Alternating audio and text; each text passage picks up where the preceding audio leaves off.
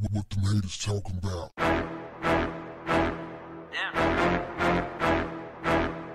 What's up, family? Some sad news from Martha's Vineyard. The second swimmer who jumped off the Jaws Bridge there over the weekend, body has been recovered. Mourners went to the bridge in Edgartown to pay their respects to two brothers, 26-year-old Tavares Bulgin and his 21-year-old brother, Tavon Bulgin. These guys jumped off the bridge, reportedly just kicking it, having fun. And they lost their lives. Now, the water was reportedly only 15 feet deep. However, authorities say on that particular day, there was a strong tide. And that sealed their fate. Fam, two brothers at one time.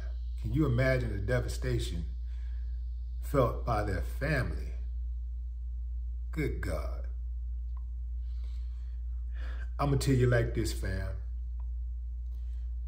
And a lot of the times I pass these lessons on to my kids and younger people in particular, because a lot of times younger people have this sense of superiority. They feel like they're invincible. They feel like it can't happen to them. So what I tell my kids all the time is, have fun, safety first. Safety first. Safety first. You dig what I'm saying? You know, like I don't try to project my fears on them, but I do let them know, remember, safety first. Because really, fam, think about yourself. Think about your own life. Usually when you practice, when you put safety precautions in place, you're good. It's like having a harness on when you're up high on some type of scaffold or whatever, painting or whatever.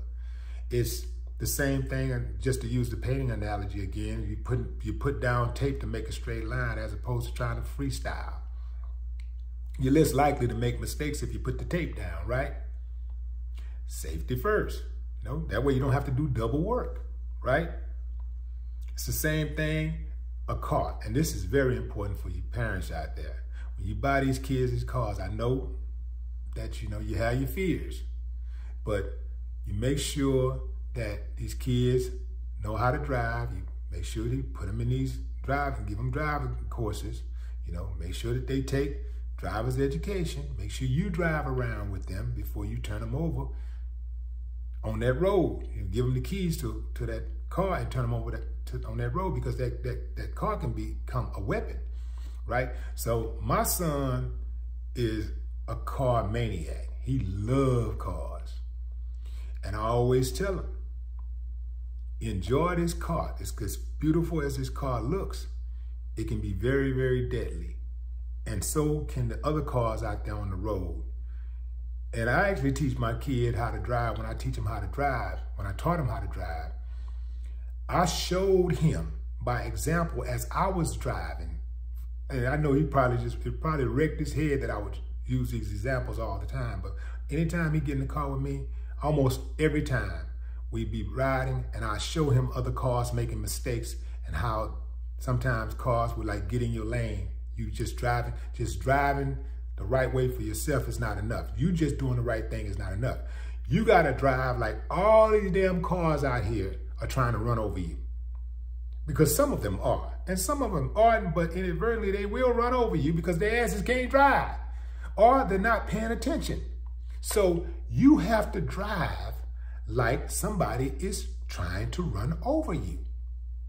You ever notice how sometimes you can just be driving, minding your own business, you in your lane doing your thing, and some fool is looking at their phone or get distracted some type of way, and they end up veering into your lane, and you boo, boo, boo. And then I'm sure you've done the same thing to other people, right? So you have to drive like people are actually trying to run over you. I mean, it's crazy to think that way, but that's why they call it defensive driving. You're on the defense at all times.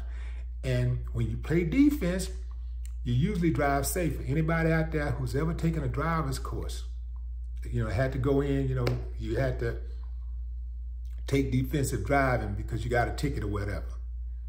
You ever notice how when you come out of that defensive driving, you're a lot sharper, you're more attentive, you see everything happening, everything is bigger, you see all of these potential traffic infractions and the infractions you make less mistakes because you're practicing safety, So it's safety first. Me, I swim like a fish, but water scared the hell out of me. In terms of cause a lot of times you get in this water and you don't know. I'm talking about if it's not a pool, you don't know how deep that thing is, and you don't know when a current is gonna come, and you don't know how tide, and you don't know how strong it's gonna be. And sometimes these damn open bodies of water be having all kinds of, creatures and stuff in them. If I get on some water, man, and if I can't see my ankles, I ain't going. I gotta be able to see my ankles. I'm not getting into the water. I don't have to get knee deep, because you can go knee deep and be underwater just like that. I know people that it happened to, and they died. So I don't trust water like that. I don't trust it, man. I don't play with nature at all. Safety first, man. Safety first. I mean, youngsters were just out there having fun, and they lost their lives. A little background on the bridge. The bridge became a landmark after it appeared in the 1975 hit film Jaws, hence the name Jaws Bridge.